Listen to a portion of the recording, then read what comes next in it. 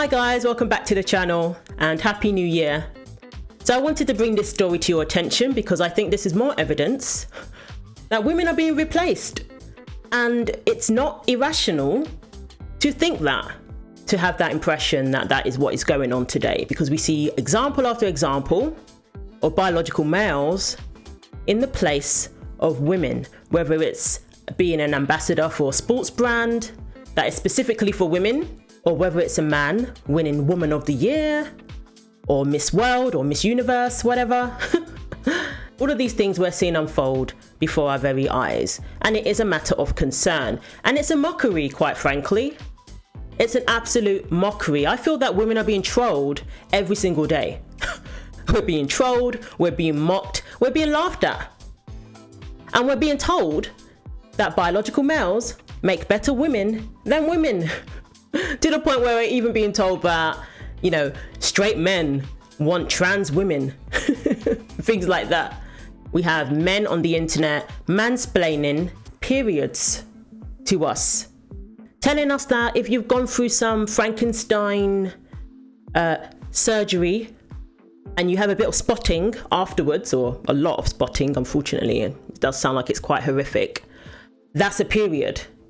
We're being told that that's a period by somebody who is male, who doesn't have a uterus, that they're having a period. And if we don't accept that, we don't understand the female body. Seriously, this is what's unfolding online. We even have charities that pertain to women, that pertain to conditions that only affect women, quite horrific conditions like endometriosis, being fronted by a trans woman or biological male.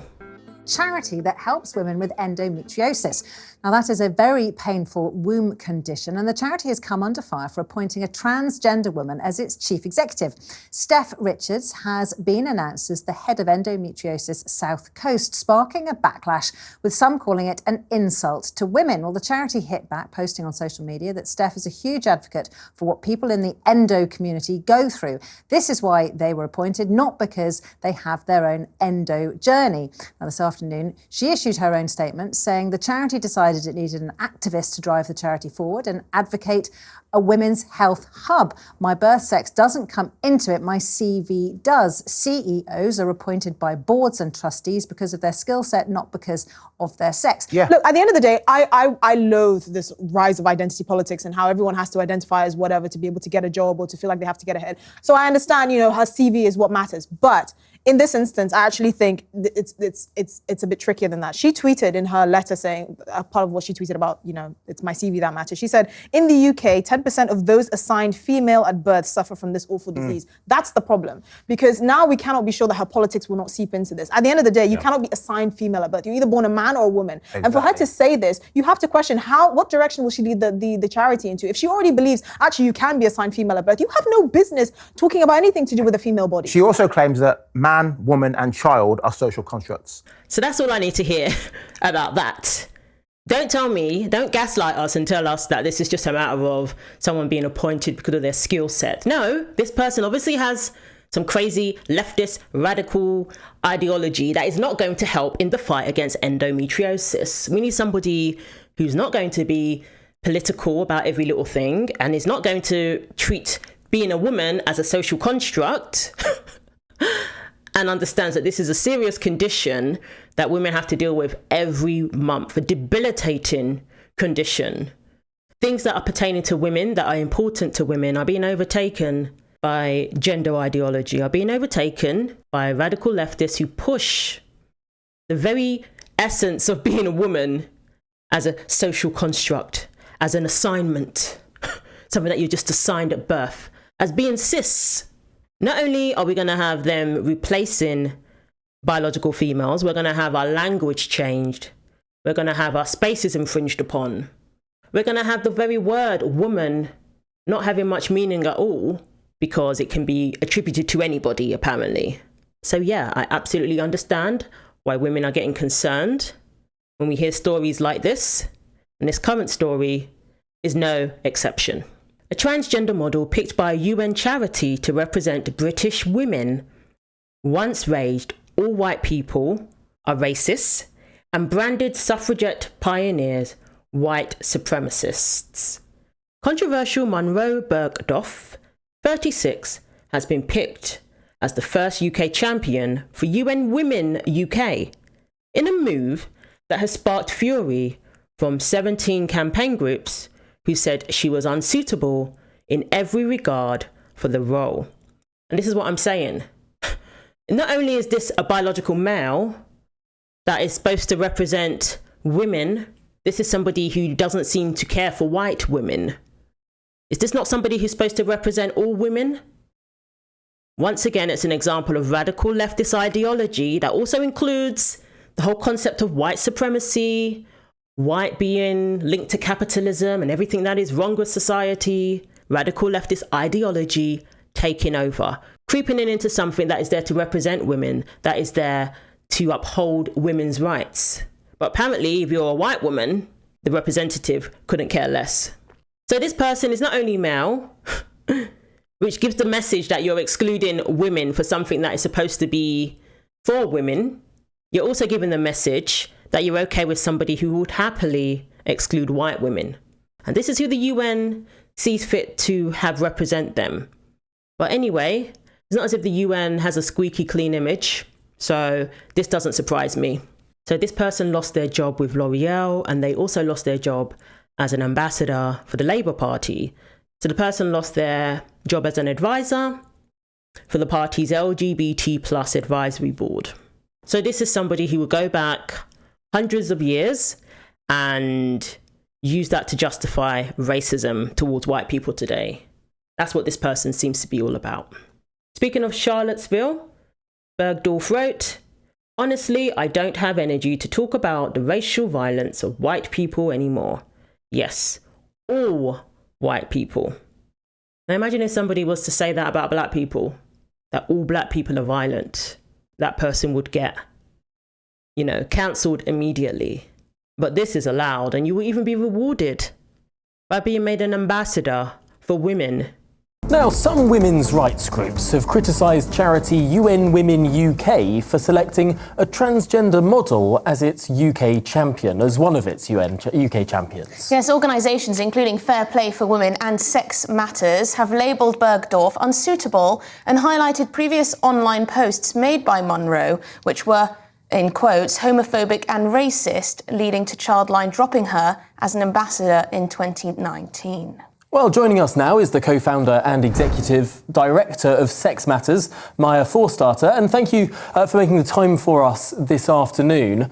I suppose many people will be thinking that the UN is a credible organisation that must represent all different types of people, and I suppose the question is there not room in the UN Women tent to have one of its ambassadors being a transgender woman? I think we need to be clear about the language here. When you say a transgender woman, what you mean is a man who wishes he was a woman, and a man who dresses up in women's clothing and wants to be treated as a woman. But that doesn't make someone a woman. That's not what being a woman means. And the UN. If you were to look at Munroe Bergdorf walking down the street, would you think that this individual is a man? She's someone who has secondary sex characteristics of a woman. She looks like a woman. She is a woman in the eyes of UK law. Bergdorf looks like a man's sexual fantasy of what a woman is.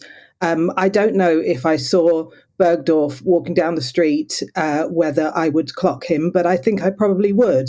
It's quite difficult to see from, sort of glamour shots, the size, the way someone moves, the way they sound. But in any case, women shouldn't be having to make those kinds of judgments when they're using single-sex spaces. And UN Women is campaigning against women being sexually harassed and for women to have what they call safe spaces. And the question about whether a man convincingly looks like a woman or whether he just thinks he does is not something that women should have to worry about. Absolute facts. How can you claim to be an organisation who advocates for women's safe spaces, but yet now women have to worry about biological males being in their bathroom? Not just with grown women, but with little girls too. We see in Canada, we have a 50-year-old male who's allowed to go into the locker room with 13-year-old girls because this person identifies as a girl. So women's spaces are being invaded, are being attacked at the moment. You can't even have an app that is for women only. I'm going to do a story about that next. You can't even have an app that women can enjoy with other women. Now they have to accept biological males being on the app too.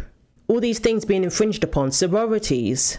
We know that 2 females in the UK were assaulted in the girls' bathroom because of these silly policies where males are allowed in the bathroom, although that's changed now. It takes things like that happening for these organisations to come to their senses. But yeah, UN women who are supposed to be advocates for women, ensuring their safety, women who have dealt with SA and, trauma like that. So it's very contradictory. This person has lost multiple jobs because of their inflammatory statements, including with Childline. So how on earth is this person suitable to represent women, to represent an organisation that looks out for the safety of women across the world, when this person has shown a hatred for white women or white people in general, believing that they're all violent, they're all racists, they're all supremacists, and being a biological male gives a message that you're perfectly happy to replace women with males. And I'm sure this person is all for going into the female bathroom, right? Being in woman face. Because apparently this person looks like a woman. Apparently that's what a woman is. All of these exaggerated features and enhancements is all it takes to be a woman.